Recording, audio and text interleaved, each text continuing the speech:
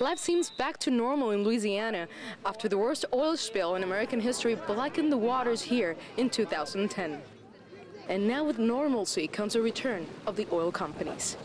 The federal government is moving forward with the sale of leases for oil drilling in the Gulf of Mexico, ending the drilling moratorium that, according to many local residents, cost the region thousands of jobs. We have children, grandchildren that's coming up, and most of them would like to live here. And if it continues that way, how will you live here? It would be like a fishing community instead of actual just normal living.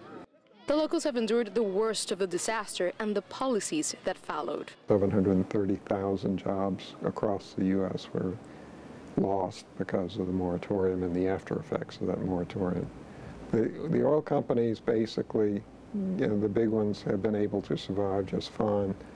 The big drillers, the Transoceans and the Nobles and people like that, simply pull their rigs out of them and send them to places like Brazil and West Africa.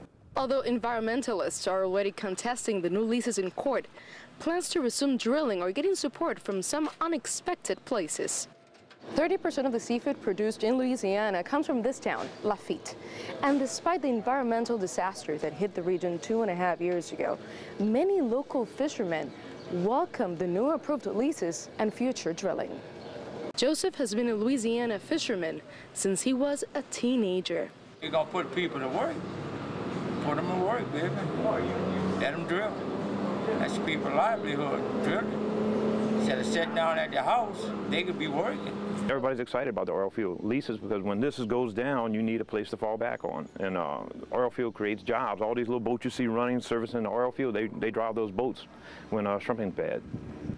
At the end of the day, for people like Joseph and Rick, the most important thing is to go back home, knowing that they can provide for their loved ones. Nitza Soledad Perez, CCTV, Lafitte, Louisiana.